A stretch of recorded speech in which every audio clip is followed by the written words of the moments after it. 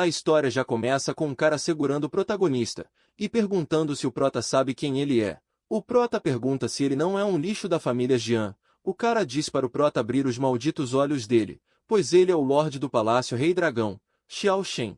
O Rei Dragão. O prota se surpreende ao saber disso, pois não sabia que ele era o Rei Dragão, e pede desculpas e diz que estava errado. O cara diz que se escondeu lá justamente para ter uma vida simples, mas o prota teve o atrevimento de tentar roubar a mulher dele, e que no dicionário do Rei Dragão não existe a palavra perdão. Então o Rei Dragão quebra o pescoço do protinha. Logo aparece a alma do prota, surpreso por ter sido morto só por causa daquilo, mas aparece uma mulher loira onde o prota estava, e a mulher dizia que o sistema disse que um cara acabou de ir jogar no Vasco. Então ela deduz que seja o prota, e transfere um sistema de arquivilão nível divino ao prota. O prota começa a voltar para seu corpo. Ele acorda e vê em sua frente o Lorde Dragão discutindo com uma mulher, e é uma discussão para ver quem vai ser o marido da filha dela. O prota então se surpreende, pois percebe que voltou no tempo, e só tem 30 minutos até a morte dele. Então a mulher ao lado dele pergunta se ele tá bem, pois ele tá suando muito.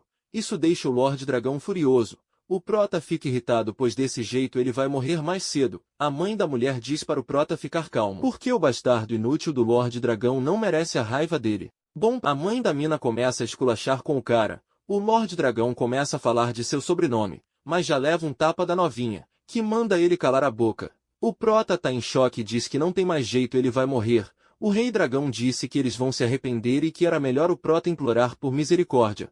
O prota em pensamento diz que não vai aceitar que ele acabe daquela forma, e diz para ele que não vai implorar por misericórdia. Então o prota fala que pode destruir ele com apenas uma ligação. O Lorde Dragão começa a rir da cara dele, e pergunta quem ele vai chamar. Então 15 minutos depois, chega uma mulher que é a capitã de operações especiais. O prota com um sorriso mostra que ele ligou para o time de operações especiais, então todos rapidamente são pegos, e a capitã fala que o Rei Dragão está preso, por ser líder de uma organização ilegal de outro continente, e que ele está na lista dos mais procurados internacionalmente. Então ele é algemado. O Rei Dragão reclama com o prota que ele não usou artes marciais, mas sim trapaceou. O prota diz que sente muito, mas ele é o vilão ali. A capitã manda ele ficar quieto e andar logo. Ela também fala que o prota vai ganhar 500 mil por pessoa. O prota fica feliz e diz que é uma honra poder trabalhar com ela. O prota também recebe uma recompensa do sistema, que é um dedo dourado do Rei Dragão.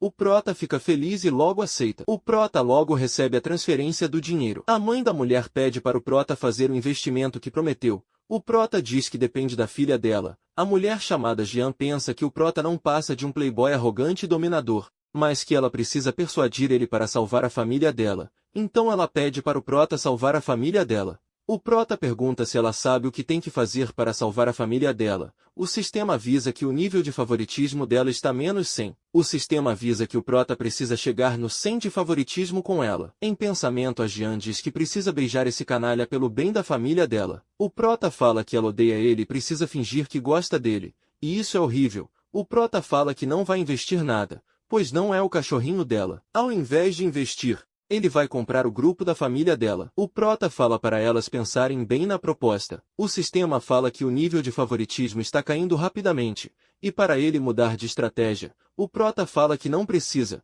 pois ele sabe lidar com as mulheres. Então o prota está em seu carro voltando para casa, e é recebido por seus guardas-costas. O prota chama por uma mulher chamada Kinja. Ela estava lá dentro cortando uma maçã, e acabou cortando o dedo. Ela vai receber o prota e pede desculpas por não ter preparado a aquá para o banho dele. O prota usa o sistema para olhar o nível de favorabilidade dela. Amor está em 90, e medo em 80. O prota se surpreende pois não sabia que ela amava ele, mas ele se pergunta por que ela está com tanto medo assim. Então ele lembra de um dia que ele foi muito agressivo com ela. Por ela não ter preparado o banho a tempo, o prota começa a se sentir uma pessoa horrível por ter feito isso. Mas isso é perfeito para o papel de vilão dele. O prota manda ela ir limpar o quarto de meditação, pois ele vai usá-lo. Em pensamento, o prota diz que ele recebeu ela como um pagamento de uma dívida, mas já que ela o ama, eu vai tratar ela melhor daqui para frente. Logo depois o prota está no quarto cultivando. Logo a Kinja chega onde ele está, e pergunta para ele se ele pode fazer a garota que ele trouxe na noite passada ir embora.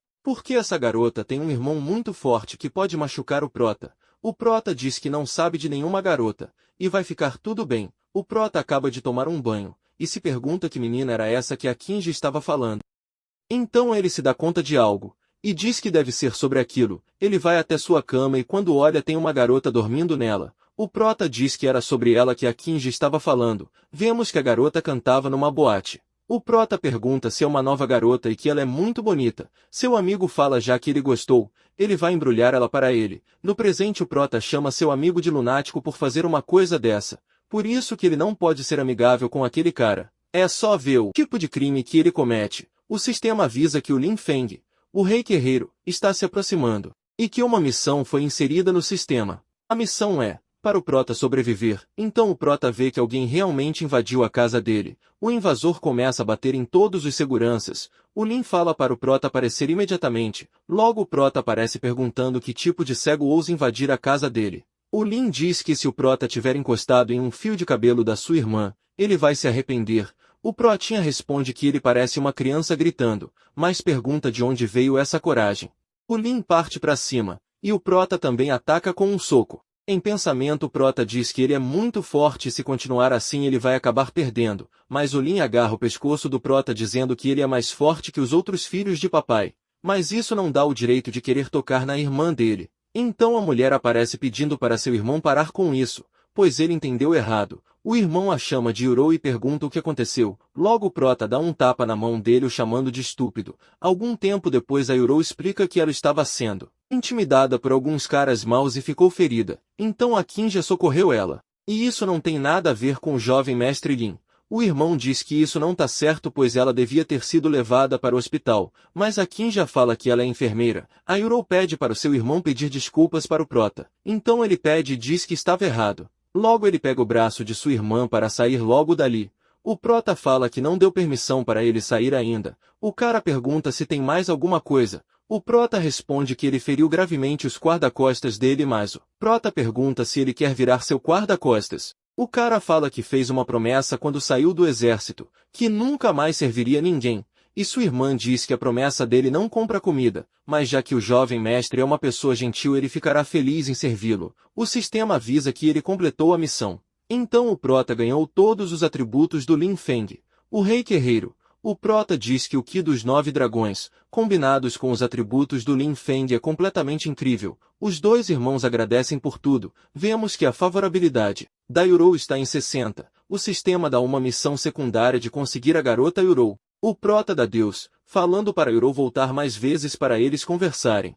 O prota agradece a Kinja por ter ajudado ele, do contrário o Lin Feng teria batido nele, mas ela diz que essa foi a última vez, e seu amor caiu para 80. O prota se pergunta por que o amor dela diminuiu. Já na casa do Lin Feng a irmã dele está falando para ele ir logo para a casa do prota trabalhar, então assim que ele começa a ir, alguém bate na parede da casa deles.